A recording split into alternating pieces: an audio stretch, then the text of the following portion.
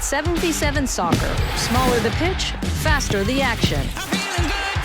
The world's elite soccer clubs compete for their share of a massive $5 million prize. Catch World Sevens on TNT, True TV, and HBO Max December 5th through the 7th. Humphrey, we have got to slim down the civil service. How many people have we got in this department? This department? Oh, well, very small. Small? How small? Oh, I don't know. 2,000? 3,000? About 23,000, I think, Minister. 23,000? In the Department for Administrative Affairs, 23,000 people just administering other administrators? We'll have to do a time and motion study, see who we can get rid of. We did one of those last year, Minister. And? It transpired we needed another 500 people.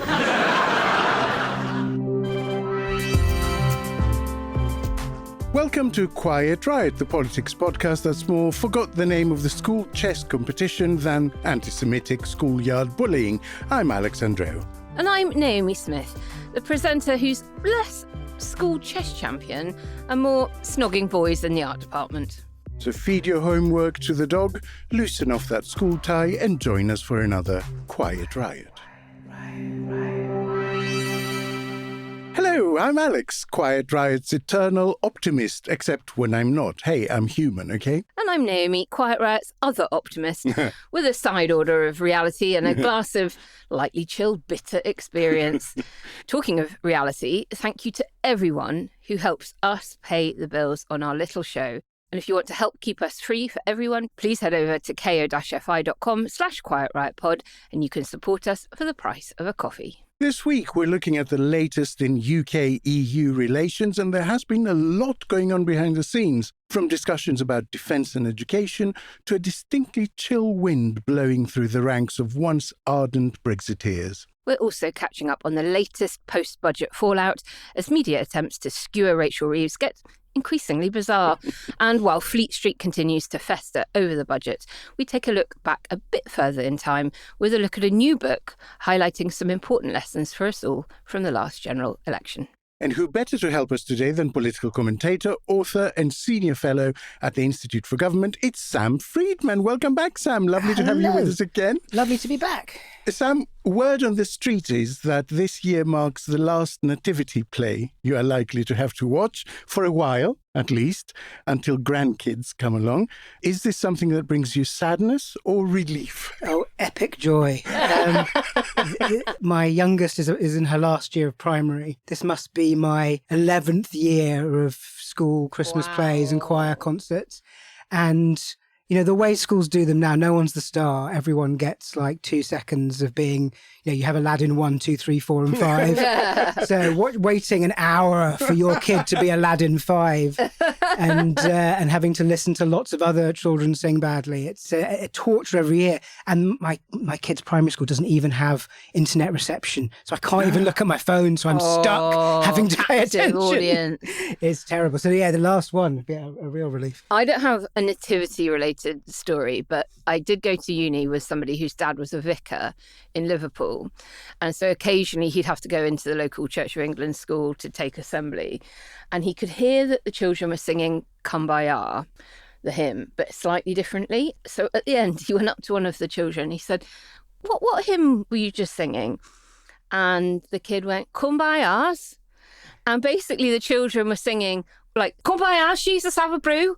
You know, like, they didn't know. Come to our place. Yeah, which I thought was like really that. quite sweet. That is cute. I was asked to be, because I was already involved with a school sort of theatre troupe, and we'd just done a very successful production of a comedy by a Greek playwright. And so the teacher in charge of the nativity came to me at the last year of primary school, and she said, she made this whole opening bid about needing me because of my strong singing voice and experience on the stage, etc., etc. And I said to her, I'll think about it. And then wrote her a letter, which my mother saved. Amazing. That said, I'm translating from the Greek now, but it was basically along the lines, I can't see how something that involves every student in the school will be not mediocre, since the purpose is inclusion rather than the artistic merit of the project. You pretentious little shit. I'm going to stay out of it. And Thank you very much. This is an attitude that persisted with me through my professional acting career. I have never done a panto. I can't stand them. For years, Brexit has been Westminster's equivalent of the Scottish play, a word that must not be spoken, lest terrible misfortune be called down from on high. But this week, none other than Keir Starmer mentioned the B word not once but multiple times. On Monday morning, in a speech about national renewal, he said that trade is an essential ingredient of economic growth, Europe was our most important partner, and everyone needs to be grown up about the trade-offs involved in getting closer to them. Then that evening, in his speech to the Lady Mayor's banquet in London, like Banquo's ghost, the dreaded bee reappeared, shaking its gory locks. The PM took aim at the wild promises made by Brexiteers. Let's have a listen. For decades, there was a broad consensus about Britain's role in the world, a consensus that transcended party politics, that Britain should be outward-looking, engaged and active on the world stage. But then Brexit broke that consensus. I want to speak very frankly. The Brexit vote was a fair, democratic expression, and I will always respect that. But how it was sold and delivered was wrong. Wild promises were made to the British people and not fulfilled. We're still dealing with the consequences today in our economy and in trust, in the degradation of political debate. The idea that leaving the EU was the answer to all our cares and concerns has clearly been proved wrong. But that same spurious argument is now being made about the European Convention on Human Rights, with the same wild promises being made to the country by the same people to consider Brexit a template for our future foreign policy is utterly reckless. Starmer's message was that internationalism is patriotism, and while he addressed the great and the good at the Guildhall, elsewhere the hard work of rebuilding bridges with Europe was playing out with varying degrees of success. France finally agreed to start intercepting small boats after British pressure.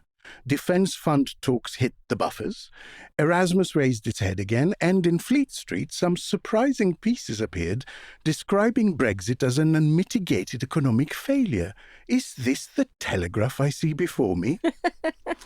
Naomi, is this a reset of the reset? Before I answer, can I just say, I love how you did that entire intro in your policy voice. Oh, did I? Yeah, it was like you were telling us the fable of Brexit. Is this a reset of the reset? The reset has lost momentum since the May summit, as we kind of knew it would. The analogy is kind of like a submarine. It went under the water. The mandates were being dealt with on Europe's side. They had to seek those, get them from member states. Negotiators were beginning to have bilats. And now what we're beginning to see is the periscope rising up, breaking and cover up again. So I think that is why it has felt like momentum has slowed and that there has potentially been a loss of enthusiasm on both sides. There have been a lot of distractions domestically for all member states, as well as here in the UK. Progress has been a bit slow. That said, it's been punctured at times by Maroš Šefčovič, the lead negotiator on the EU side, by Nick Thomas-Simmons on the UK side, saying we're going to get deals done on agri-food by this time, it's all going okay. And then last week we saw the collapse in talks around UK access to the SAFE fund in the very week that Putin essentially wrote the 28-point peace plan that America pushes out. So the SAFE fund, for listeners who are not aware, is the borrowing program that the EU has put together for defence, basically. That's purposes. Right, yeah. It's 150 billion. Yeah, states and manufacturers can draw down on that fund for the purposes of boosting Europe's defence budget. That's right. And if you're a third party, like the UK is, not a member state, you can still be involved in the procurement project. And Canada, for instance, is very well advanced in its talks around that kind of access to that safe fund. And their deal, I think, is being done around the hundreds of millions, whereas what the EU came to the UK with was billions of demand and payment in order to get access to that fund, which the UK has said no to. And so that had collapsed, and that was depressing. But there is good news on the horizon in terms of access to Erasmus Plus, which is brilliant. The reason why that has now escalated up the agenda is because the deadline for us to be in it is the end of this year, so that we can be in it in time to be able to access for the next funding round of it. Exactly. And I think that will happen, and that is great and brilliant. But we need a lot more. We need a lot more progress. And I think if we unlock the issue over youth mobility, it will ease so many other parts of the negotiation, because it's that cultural exchange, that commitment to integrating our people better, that I think will ease minds and tensions within member states that the UK is more serious than obviously previous governments were in upholding commitments and wanting to be integrated in a more fluid way. That said, it's always going to cost. Once you're outside, if you want to do anything back in, whether that's rejoining the customs union, as the Lib Dems are pushing quite hard at the moment, whether it's the Starmer red lines of having closer integration on certain things but not rejoining the customs union single market, whatever it is, there will be a price tag attached, and the EU have been very, very clear about that. You have to pay to play if you're not in like you used to be. Sam, considering Putin is once again saber-rattling about a war with Europe and even hinting at the use of nuclear weapons, isn't it ridiculous for allies to be bickering? Yes, it is. And the UK should be part of this programme. But equally, this was always going to be one of the problems of Brexit, that these big EU programmes are designed for the EU. They're designed for the economic benefit of the EU, and they're not going to give access to other countries without some compensation. They've done a deal with Canada, so they clearly are open to allowing other countries into this programme, but they expect us to pay to play. And we made a fairly derisory suggestion about how much we'd pay to be involved, and they came back and said, no, we upped a little bit, and it wasn't what they wanted. There is still time to resurrect it. It's not dead. It is the way the EU works. They create these programmes for the interests of member states, and we're not a member state. And I think we do have to take quite a bit of responsibility for it. As I understand it, we had a lot of supportive noise coming from the Irish, from the Germans, from the Dutch, all very keen to get the UK into access to SAFE. But you've got France with a very strong defence sector, lots of its own domestic interests that it want to protect, and other nation states maybe being a bit more hesitant. And still smarting about the AUKUS deal. Of course, smarting about the AUKUS deal. And you've got probably a lack of deep and meaningful lobbying being done by UK government in all the separate member states, and really putting that hard graft in, going to the Baltic states, going to Finland, going to all those countries that are very worried about the threat of Russia, and doing all of the after dinner circuit chat with them and just being a warm and friendly ally. I don't know that we've done quite enough of that. I think we need to be doing more. And then, frankly, if you are the EU, you will be looking at UK poll ratings and be cautious about who you might be letting in come the next election. Now, I don't agree with that analysis, but it would be churlish of me to completely ignore that that is a factor for some in the Commission when thinking about what to do with the UK. Even if you take the UK's participation out of it, after Trump took office and that awful meeting in the White House with Zelensky, there was a burst of activity that had a real dynamism to it. And this fund was conceived and proposed and everyone accepted it. And even taking the UK out of the equation, it's a bit weird that 10 months later, almost 10 months later, we're still talking about the programme starting next spring for It's incredible. To draw down the first. The Ukraine is the front line for all of us in the war with Russia, and it is a war for all of us. We know about how much Russian interference, well, we don't know the scale of it. We know there is Russian interference. We do know that Russians have killed people with nasty, nasty chemicals in our country in the last decade. This is a very real threat that is creeping ever closer. The fact that the West, but in particular Europe, now that they are essentially leaders of the free world, with Trump abdicating responsibility for much of that and, making all the pronouncements he has about NATO, for them not to be doing everything they can to hold that back and try and get a defeat and a humiliation of Putin is unfathomable to me. I think it shows how powerful the historic relationship with America is and the difficulty in imagining moving away from that. Because there was that panic after the Zelensky meeting in the White House. But since then, they found ways to manage Trump a bit. Like, yes, he's still not giving anything like the amount of support to Ukraine that was happening before, but weapons are still going in that are paid for by Europe. The intelligence is still being provided. Rubio is being relatively helpful. He helped sort of quash this latest 28-point plan and bring Europe and the Ukrainians into the discussion. So they're finding ways to manage Trump, and I think they're coping, he'll be gone in 3 years, maybe someone more sensible. So they haven't made the mental break that's like, actually, we have to do it ourselves. It's still very much, yes, the situation with America has got more difficult because there's this lunatic in the White House, but that's still how we're thinking of the way we build our defense, because it was just so fundamental for the 80 years since. And that it's an unsafe way to be, this hegemonic model, rather than a multilateral thing that does not depend on one particular member going, I'm out of this one.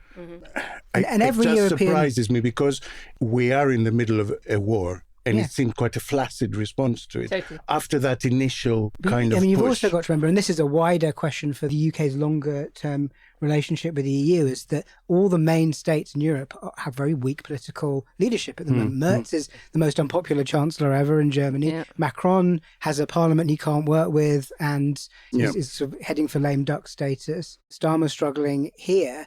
So you don't have the kind of strength of leadership across the key countries that's necessary, both for putting forward a really serious response on Ukraine, but also for thinking long-term about big decisions like what's the UK relationship going to be like in 10 years' time.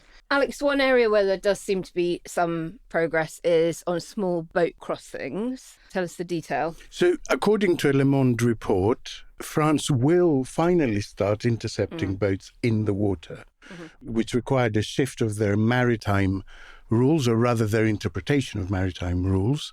So what happened before was that once the boat was in the water, they wouldn't intervene at all. They would just escort it to wherever it was going, which resulted in the ludicrous phenomenon of these so-called taxi boats that basically would pull up on the beach already on the water, and people waiting on the beach would wade into about chest high and get in the boat. And because of that interpretation of the rules, the French would do nothing. This revising of their interpretation of maritime rules now is that until there are migrants in the boat, they will intervene to shunt the boat, to block its propeller, to arrest the people, to whatever. It's a big diplomatic win, actually, for the UK. It's something that they've been trying to do for many, many, many years. And I think it signals a willingness by France to work with us on this that just wasn't there before. If you've shopped online, chances are you've bought from a business powered by Shopify. You know that purple Shop Pay button you see at checkout? The one that makes buying so incredibly easy? That's Shopify. And there's a reason so many businesses sell with it, because Shopify makes it incredibly easy to start and run your business. Shopify is the commerce platform behind 10% of all e-commerce in the US. Sign up for your $1 per month trial and start selling today at shopify.com/promo. Go to shopify.com/promo.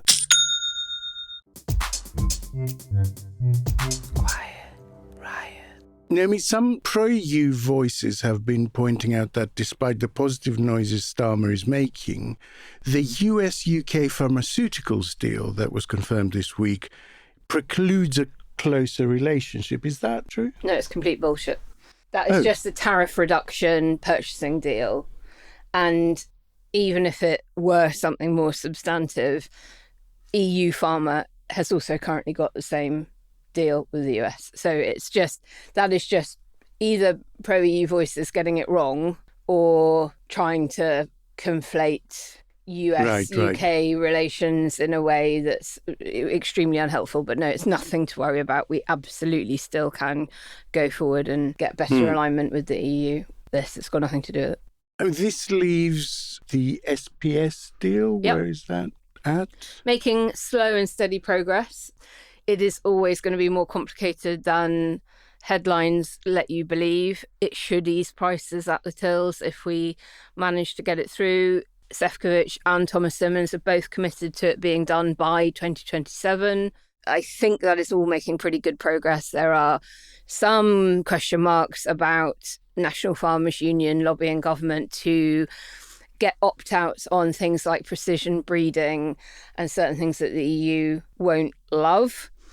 I don't think any of those are particularly insurmountable, and I feel like that's the one that's heading in the best and fastest direction, with the exception potentially of youth mobility, which is obviously another big area. No spoilers, but West Britain are doing a big intervention on this on the 10th of December.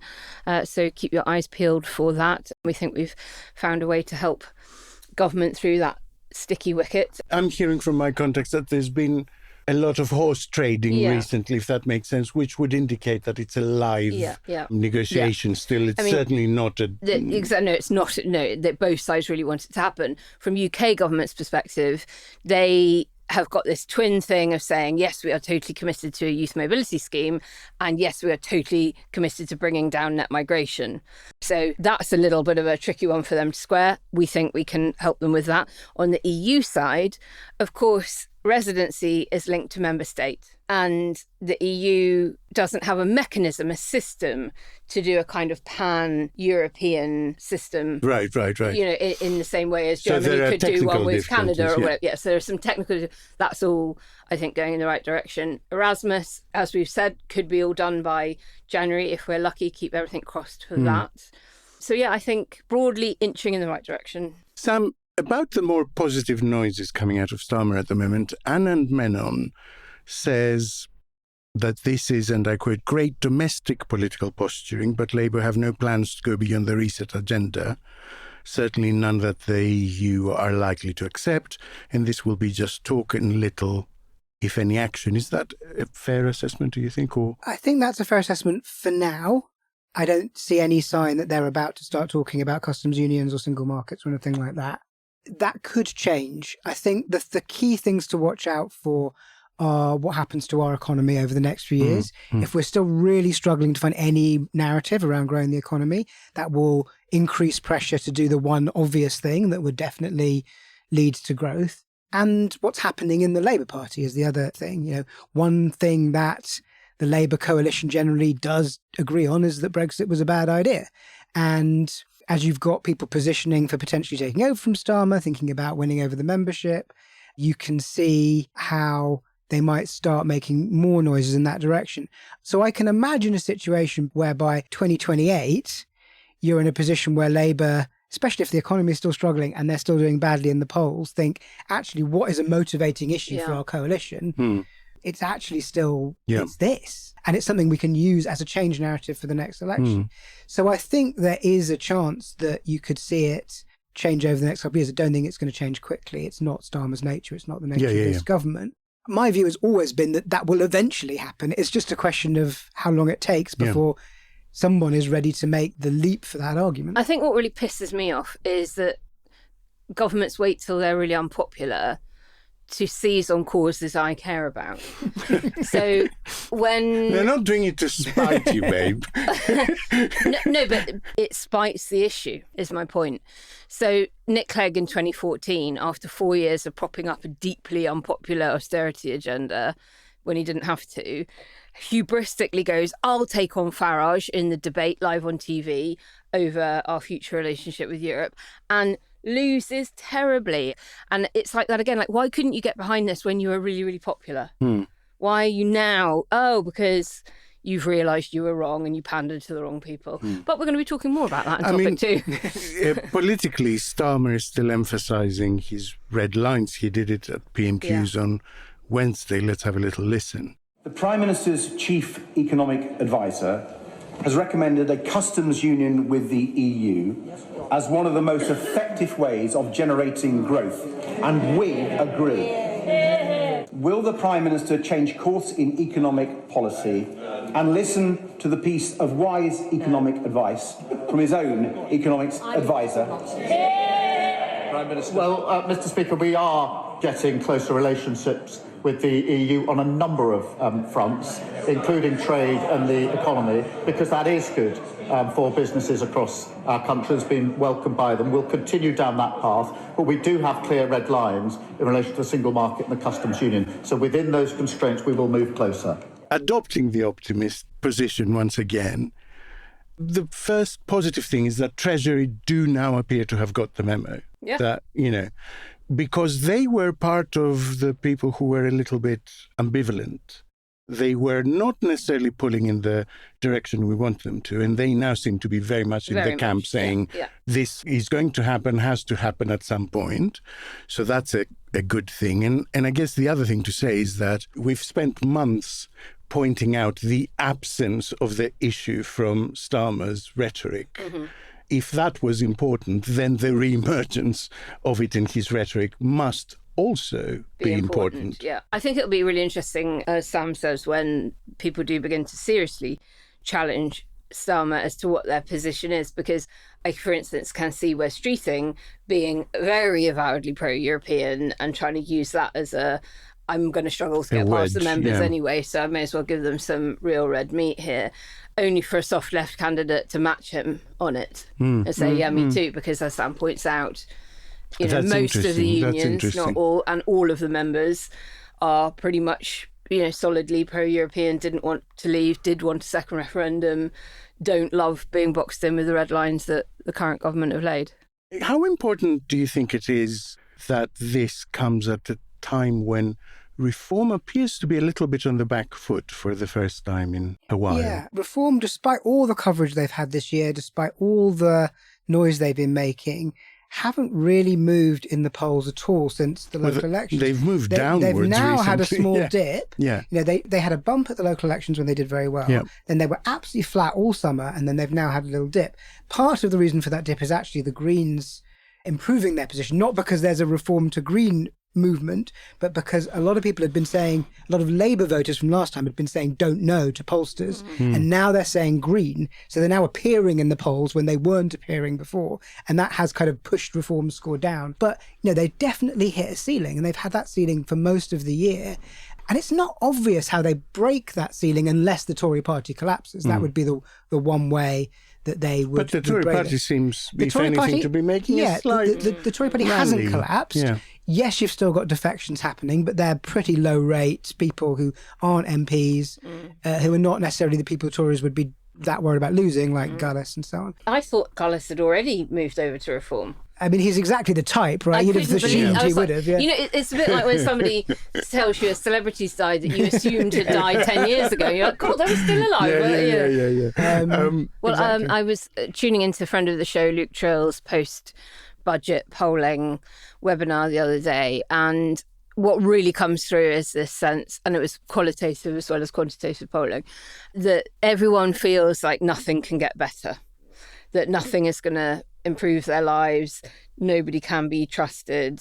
They did a comparison from pre-budget skepticism to now, and the thing that really struck me was that the cohort for whom the budget probably did offer the most, i.e.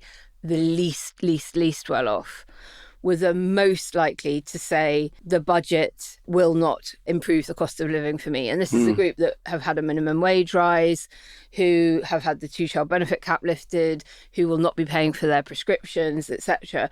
I asked Luke and I said, why does that group still think that everything's... And he just replied, going, it is this sense of forever has the system worked against us, so we just don't believe that it is going to work for us again, even in the face of actual policy changes that do that. So there is a real malaise, and I can feel the country shifting into that don't know position because of a kind of plague on all your houses. Yeah, I mean, nobody is popular. No political leader has net positive approval rating. Farage doesn't. Polanski doesn't. Nobody does. Starmer and Reeves are particularly unpopular, but nobody is liked. And even people who are reform curious are very sceptical about reform's ability to actually improve things. So, this is why the political situation, although it's been fairly flat this year, there is huge potential volatility because there is very little loyalty to any party, not particular attraction to any party. So, you could even have a situation in which a new party emerged and rapidly picked up support because there isn't a lot of attachment. I was going to say that it really reminds me of exactly the mood in France just before Macron and En Marche appeared. And suddenly, within the space of 3 months, they had, a majority everywhere. And if it was the right person with the right backing, I don't know who it would be, but, you could imagine that happening because it's so weak at the moment. To have polls, we're getting polls where no party is above 26%. This is very, very unusual. It doesn't happen. Yeah. It hasn't historically happened in British politics.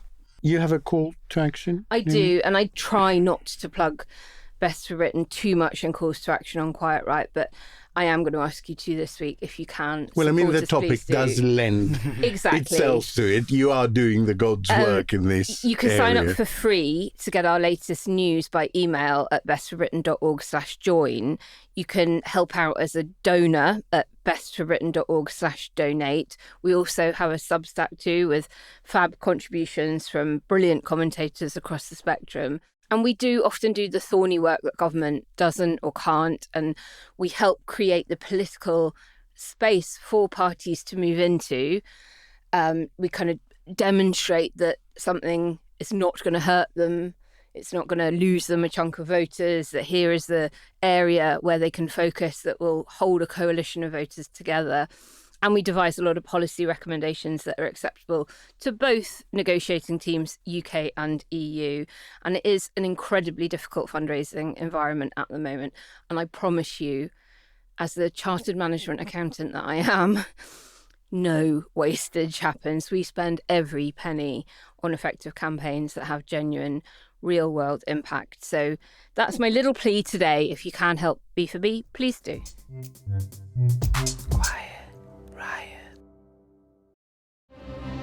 This episode is brought to you by Netflix. Jay Kelly, the new film from Academy Award nominee Noah Baumbach. George Clooney stars as an actor confronting his past and present on a journey of self-discovery, alongside Adam Sandler as his devoted manager. Critics are calling it a declaration of love to the chaotic art of filmmaking, with the Wall Street Journal praising it as a transcendent comedy drama. Watch Jay Kelly December 5th, only on Netflix.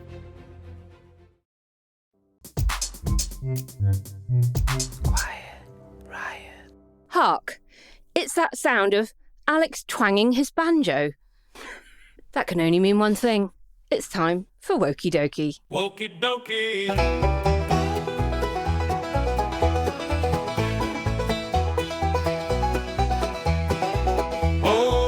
Alex, what have you found in the wild world of wokery this week? That sounds like a terrible euphemism. Me? The sound of Alex strumming his banjo. I wanted to talk about D&D. Okay. Because it was very dear to me when I was a young geek. Yeah. And probably... As an actual board game or live-action role-play? No, tabletop. Okay. And probably long into my 20s when it shouldn't have been a preoccupation, but it was. This is around a piece in the Telegraph entitled How Woke Virtue Signaling Ruined Dungeons and Dragons. And I have to say, actually, Ed Power, who wrote the piece itself is much more nuanced and multi-layered than the title would suggest. So I don't want to... And he probably didn't choose the title. Yes, but the reason I wanted to approach it is because there just seems to be at the moment this movement of basically men in their 40s and 50s just rejecting anything changing by attaching the label woke to it. And when it comes to D&D, because, like I said, I've lived it and played it a lot, it's truly bizarre because it's a limitless universe, as it were. Yeah. So once you've got the basic set of rules and all of that, as a dungeon master, you can quite literally just devise your own campaigns, take it anywhere you like. And so D&D deciding in 2024 to change the name of races to species, which is more accurate when you're talking about orcs and elves and things like that. They are a different species rather than a different race. And, people are up in arms about it. But actually, you can just use the old version of the game. Yeah. It's a tabletop game. You can use whatever set of rules. It has changed its rules several times over the last 40 years.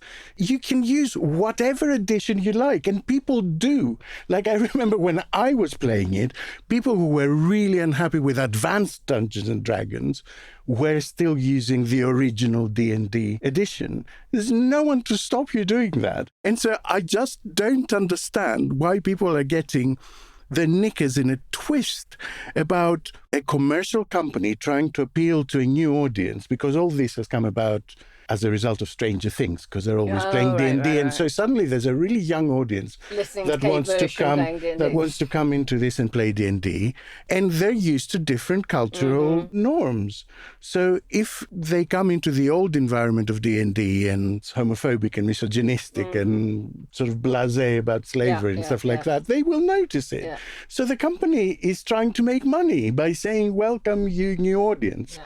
But if you're a bloke in your mum's basement in your 50s and you find the misogyny and the racism of the old version just so key to your pleasure, just keep using that version. Like, no one is actually fucking stopping you. This isn't some game that's updating on your computer and the old version is unsupported. This is a set of books. Keep the old books. So this week, D&D's week. Wow. Thank you, Alex. Listeners, you've helped us out finding a lot of wokie dokies recently. We believe in you. We think you can find even more. So when you're fresh from playing your latest round of Dungeons and Dragons, pop any ideas over to quietriotpod@gmail.com. Quiet Riot. It's now more than a week since Rachel Reeves stood up in the Commons to deliver her budget. But that budget, and Reeves in particular, continues to make the headlines. The personal attacks on Rachel, kicked off, lest we forget, by Kemi Badenoch, have reached a quite bizarre level. The latest being an accusation that Reeves has misled us all about exactly which chess tournament she was successful in as a 14-year-old child. Have you seen that stuff? I have, yeah. Bonkers. The guy who gave the story, who's quoted all of the story, who decided to make this an issue, was the year above me at school. So it's given me, like, flashbacks, because it's reminding me what a load of twats there were in my school. Yeah. It's arseholes who think they're sort of clever doing, making a fuss about this kind of utter nonsense. And it's like 40 years later. I mean, what the hell is the matter with you? Man. Were they arseholes at school? I mean, there were a lot of arseholes in my school. But that kind of pedantic... Yeah, actually, that wasn't the official chess It was actually a different chess tournament. Who gives a flying whatever? Yeah. I mean, it was the most... Actually, I did a Blue Sky post about it, so this is like... It's actually kind of almost psychotic to put this in a newspaper. Yeah. It's such a ridiculous story. Yeah. It makes you look...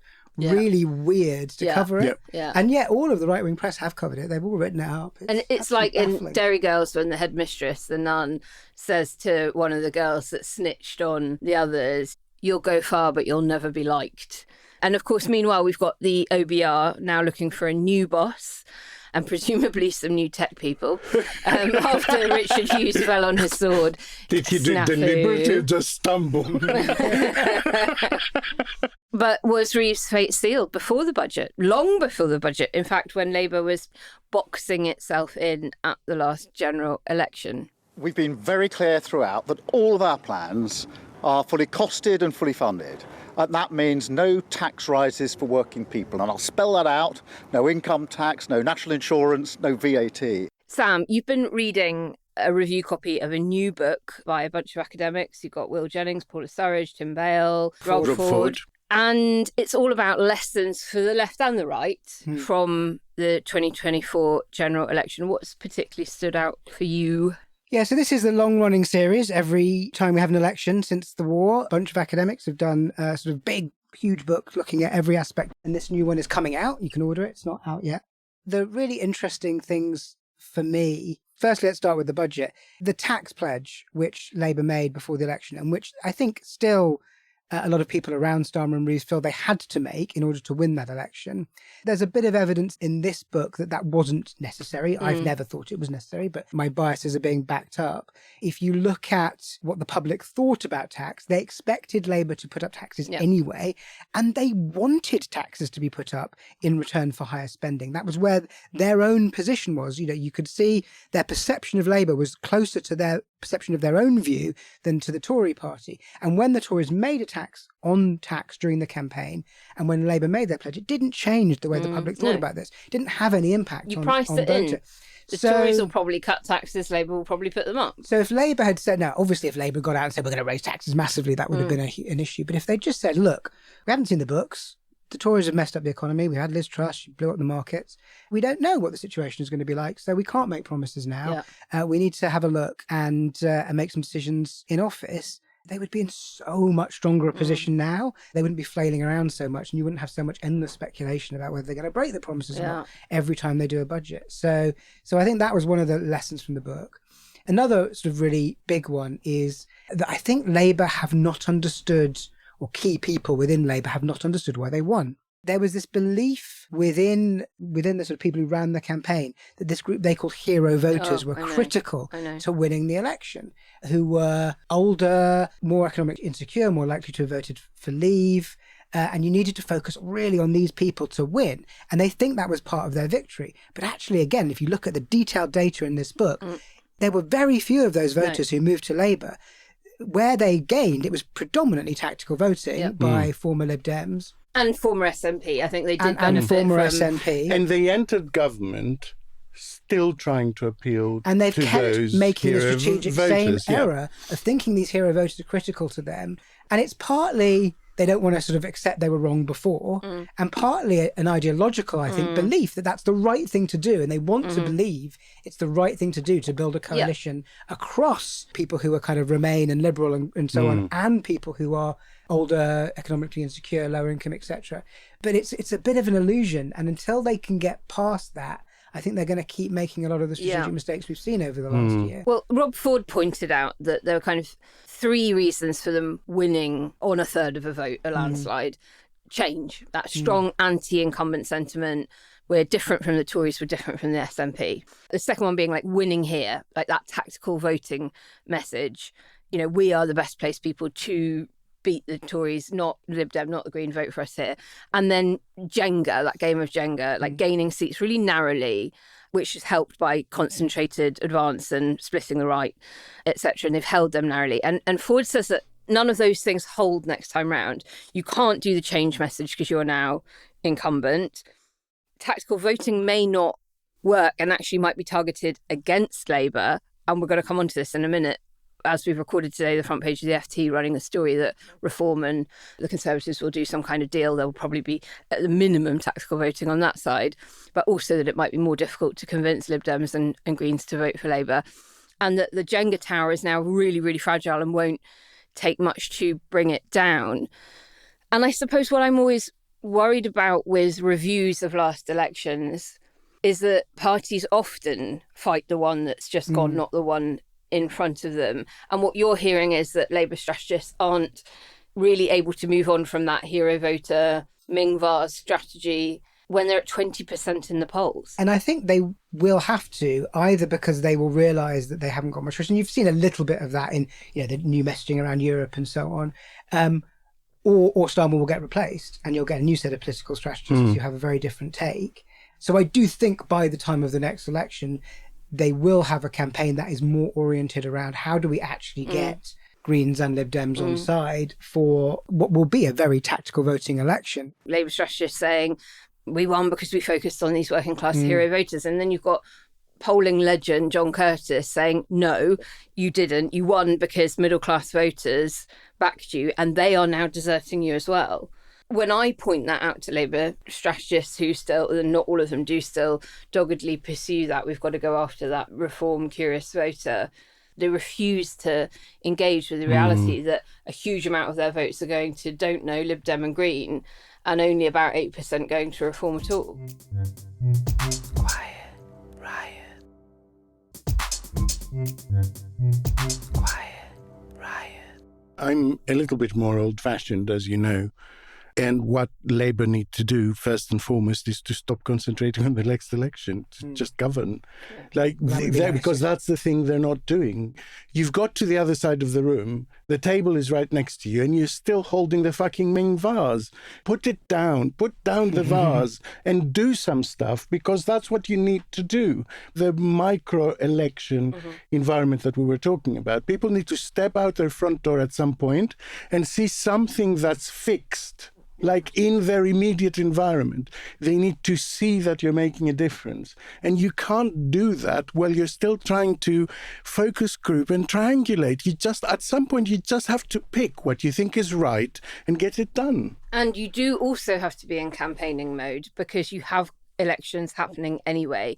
And this week we have seen a third of the Welsh Labour Senedd members writing to Starmer ahead. We're 6 months out from a big election there, saying you're not doing enough to shore up devolution, you're undermining it. You've had mutiny in the air from Scottish Labour MPs who want the Prime Minister to act now, not just in time for the next general election on various things. Obviously, we've got big Holyrood elections happening at the same time as the Senedd election. So you're dead right, Alex, and I wish they were governing more effectively and boldly and actually having some radical transformational change happening for the country, because incremental stuff isn't going to cut it.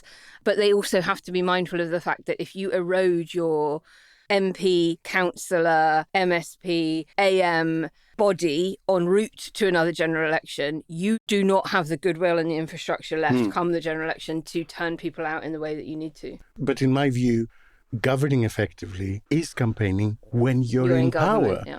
To me, that's the emotional change from being opposition to being in government. That's the bit they have failed to internalize. That triangulating and targeting demographics is important when you're trying to get into power. Once you're into power, you can actually do stuff that helps those people. Yeah, and you govern, but you also narrate what you're doing in government. Of course. And that gives you your campaign narrative. But they're also, firstly, you've seen this sort of disconnect and lack of coherence around the decisions that they've made. But where they have made good decisions, they don't narrate it. They don't explain it. They do it, and then they sort of move on to the next thing. Well, there's almost a sort of embarrassment about having done it because they weren't really sure if they wanted to do it in the first place. So the two-child limit is a sort of classic example where they've been arguing for a year and a half as to whether to do it, getting rid of the two-child limit. Now they've done it. They do it, but they're kind of almost embarrassed about having done it, and they know that some people won't like it and some voters won't like it. So they've spent sort of £3 billion. They've done what I think is an incredibly good thing, but they don't make the argument. So they don't get the benefit from it. So although I have to say that to balance things out, they do face just the most incredibly hostile media that I think I have ever experienced in 30 years in this country. I don't think I've ever seen anything like it. The attacks on Rachel Reeves around the budget, including from Chris Mason, that disgraceful piece he wrote where he was basically saying, I'm not saying this as a BBC political editor, that's just my opinion that the Chancellor has lied to the country. And it's like, what the fuck are you doing? Yeah.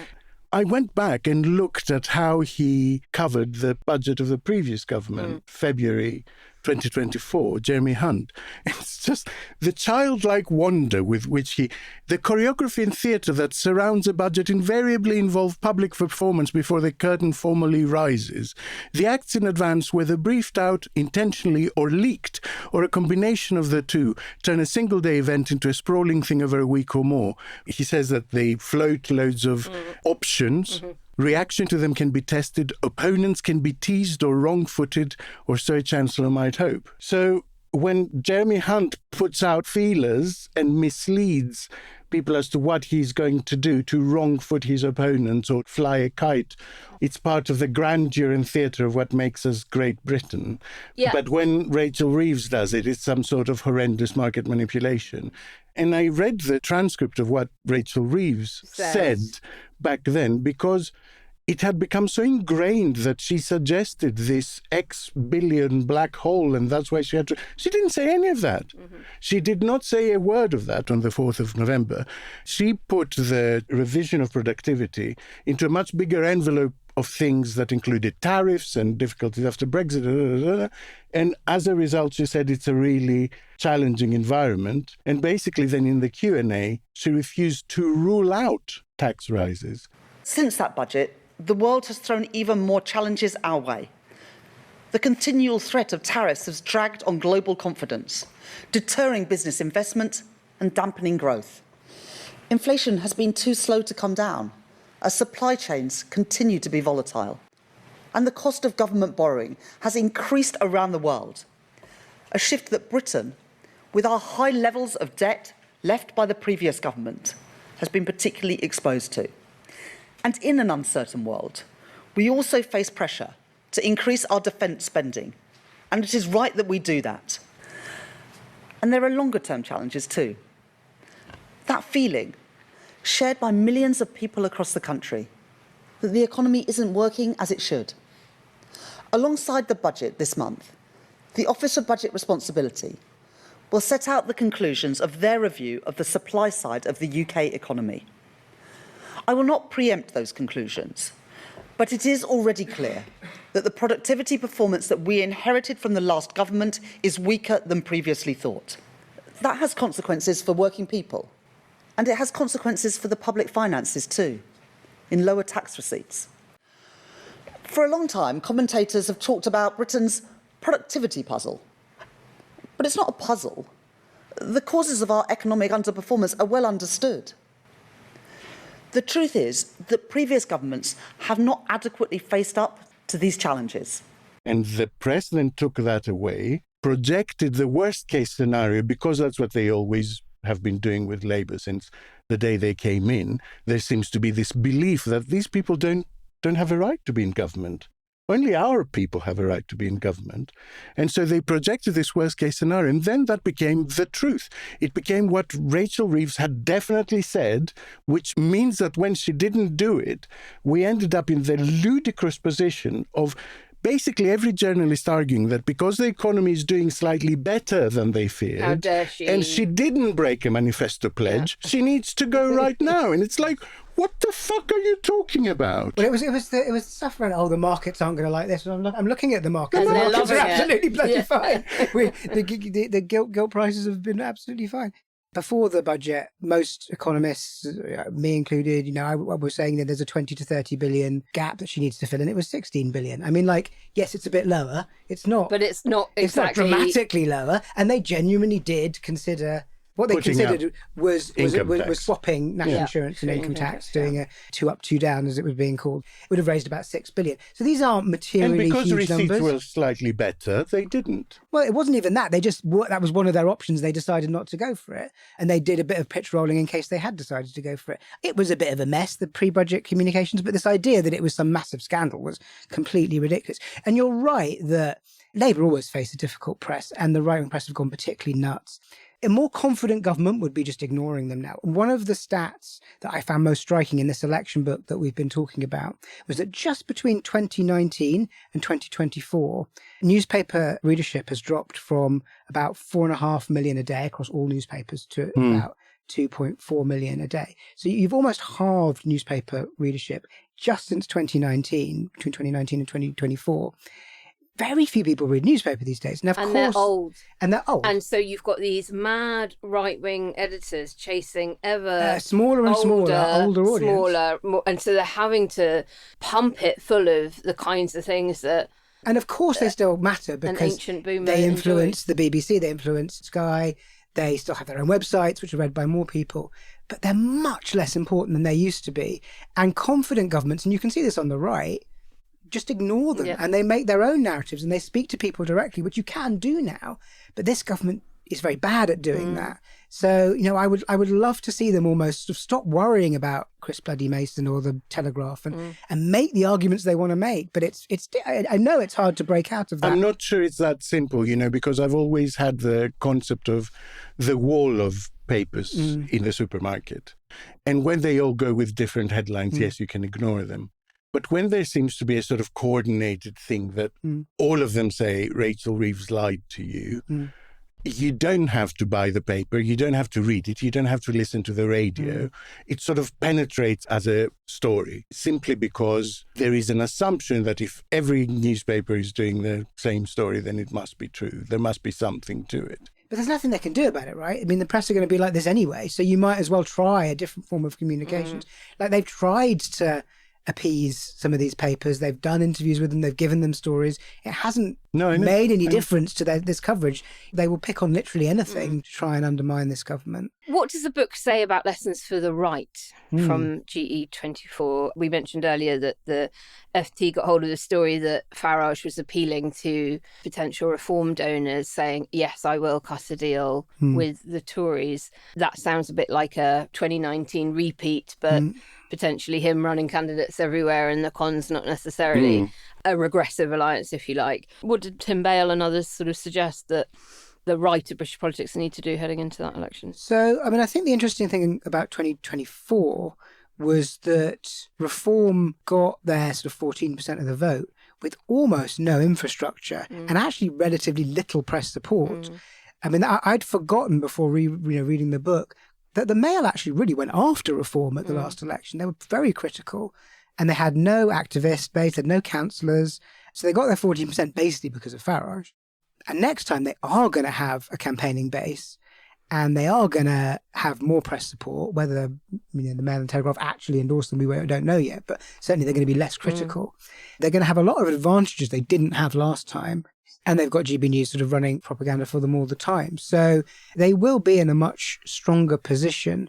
The thing about the deal, I think if the Tories collapse and you get a lot of defections, I can absolutely see a rump Tory party basically folding into Reform, whether that happens pre-post-election. I can't see the Tories making a deal with Reform if they're still at 18, 19% of the vote, because there's no way you can structure a deal that works for both parties, because they're standing against each other in so many seats. You can't do 2019 where Farage wasn't going to win any seats anyway, so it was easy for him to step aside in seats the Tories held. And also, who would lead the party? Farage isn't going to let someone else lead the party, but why would Kemi Badenoch or whoever follows Kemi Badenoch give Farage the lead position? So I think it as long as they're still where they are, a deal is really difficult. The moment one of them collapses, and it would probably be the Tories, it becomes much more likely in a first-past-the-post system. And donors and the media would absolutely love it because they hate having a split right, because what do they do? Who do they support? Where do they give their money? That's quite a key point, because that's where Reform are struggling. Despite all the advantages they're currently getting in the easy ride and the support from a lot of media, they are struggling to fundraise. Yes. And the Conservatives are actually fundraising really well, considering where they are in popularity. And I think this will have been part of the concern of donors to Farage. We like what you're saying, but you've never been a minister. None of your MPs have. You do not have people in and around you who could run the country any better. And so I think it will be a sop to them to say, OK, I've heard you. If I promise that I will give some big jobs around the cabinet table to whoever's left in the Tory party, would that help you write a cheque? And I suspect that's what which then becomes a problem with the mass of voters for Reform, because the more they become they don't want Jeremy Hunt back. The more they become like a pension plan for failed Tories, the more I think the people who genuinely want something anti-establishment and want something different will begin to view them with a little bit of suspicion. And You're already there will come seeing Tommy it. Robinson, don't you worry about and Farage it. knows that. I mean, in this FT story that we're talking about, he's on the record saying, we don't want the Tory brand. And he's right. No, that would hurt them a lot. So I think he knows both that he would, if he was actually going to run a government, he would want some more experienced people and donors would expect that. But also that he can't say we're incorporating the Tory brand into ours. He's trying to sort of find a next time they've got a big announcement on this, I would recommend to both of you and to listeners to go on Reform UK's YouTube channel and watch it with the comments running. It's very instructive. When Nadine Dorries was announced, followers of the channel were scathing, absolutely scathing. It did not go down well with the faithful.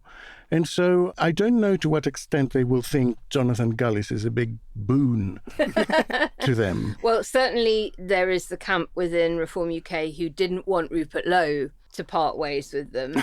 And Rupert Lowe has now set up his own party, formerly Reform UK MP, now serving as an independent. He has just set up the Great Yarmouth First Party, which will solely promote the interests of his constituency. So no, that's not a joke. The Great Yarmouth Party. The Great Yarmouth First. Oh, Great Yarmouth First. Yeah. Great Yarmouth great again. Can you? There's too many greats in there. Yeah. Make Yarmouth great Make again. Great Yarmouth great again. Yeah. So that, your party, Great Yarmouth First. Listeners, Sam was looking at me during that with pleading eyes to either confirm that this is some sort of joke we're making. But it's not. It's completely true. Yeah, that feels like it's going to have limited appeal as a name. It's happening on the left as well, because the Sultana Corbyn split, and there are lots of independent MPs that aren't necessarily going to align with your party that were previously Labour MPs. So we may just have 650 independent MPs. Like it used to be back in the day. You have a King's Party and the Country Party. But yeah, this sort of, as party affiliation falls away, you get this very volatile situation where new parties are going to pop up and independents are going to pop up. And with the first past the post, it just becomes total chaos. I mean, it is going to be really messy. Well, we're not going to do a call to action on proportional representation as beautifully as Sam set us up for that. There is a petition on the Parliament website calling for a public inquiry into Russian interference in UK politics and democracy. It's very close to reaching the threshold that would trigger a debate. So please do go into the show notes, find that link and give it a sign. Sam, what would you like our listeners to do? I have a selfish one and a not selfish one. My selfish one is my Substack, Commentator's Feed, became the biggest in the UK this week. So it's very exciting. That's fantastic. So please do sign up. We always drop a link in. Have a look at that. My not selfish one is, we've been talking about cost of living. The charity I support the most is Trussell Trust, which is the big food bank charity. Yeah. Food banks are really, really struggling. There's a huge demand at this time of year. Yeah. So please either give food to them or donate directly to them. It's very easy through their website. Do a direct debit. It would be a great time to support them. Quiet Riot. At Quiet Riot, it is always the season to be jolly, and with that in mind, here is some genuine, actual good news. And we didn't pick it up in the Black Friday sales either. It's time for Grin and Share It. Good news is welcome to me. Bad news is hell come to me. Good news. Do-de-o-do-lo, do-de-o-do-lo, do-de-o-do-lo, I want good news. Naomi, what crisp winter joy have you for our listeners today? Well, it is a shout out to the 2025 UK Social Enterprise Awards. That happened last week in London at the Queen Elizabeth Hall near Parliament. And it was just one of those rare moments where everyone in the room seemed to be making the world a bit of a better place. There were 15 categories, tons of inspiring people, and I would imagine very sore hands from all the rounds of applause at the end. The top award, the Social Enterprise of the Year, went to one called Change Please, which is a coffee company, and they have this lovely model where they support people experiencing homelessness. They train them as baristas, they offer them the real living wage, they help them with housing, mental health support, and future job placements. And they now support about 2,000 people a year across lots of different countries. And the coffee, I'm told, is excellent as well. There was also a woman called Hannah Oyewole who received the Social Enterprise Women's Champion Award. She's founded the Young Ladies Club, which supports young women and girls, particularly from global majority communities that face domestic violence, inequality, etc. It's a very, very powerful voice for change. But there were so many others. I mean, a lovely one is a community interest company called Zaytoon. They won the consumer-facing social enterprise of the year, and they are selling fair trade olive oil and dates and spices from Palestinian farmers.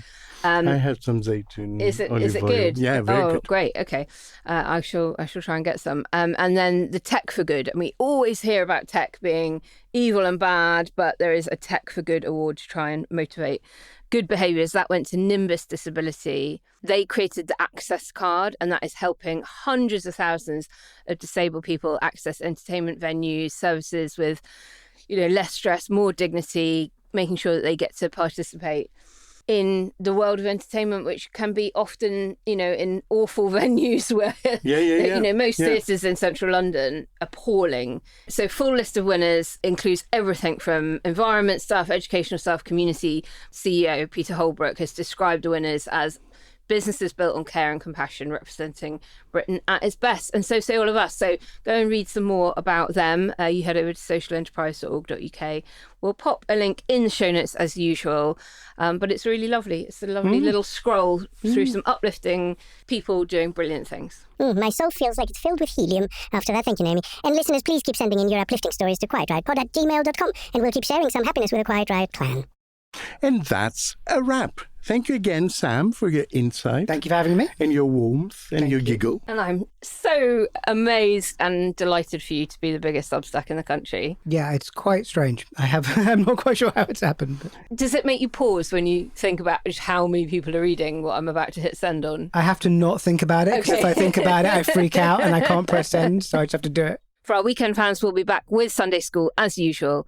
In the meantime, go hoover up the Behind the Lines episode we've put out on Mali, where Putin is getting dangerously involved. I didn't know. I suspect many of you don't either. Do go and have a listen to Arthur. It's brilliant. We love you mucho. Bye. Bye. Quiet Riot is an audio production by Cooler Heads with Naomi Smith and Alex Andreou. Produced by Kenny Campbell. Music by Mariana Sangeeta. Artwork by Simona Canelu. And edited by me, Alex Reese. Quiet Riot. Hello, I'm Alex. Did I forget my name there for a brief moment?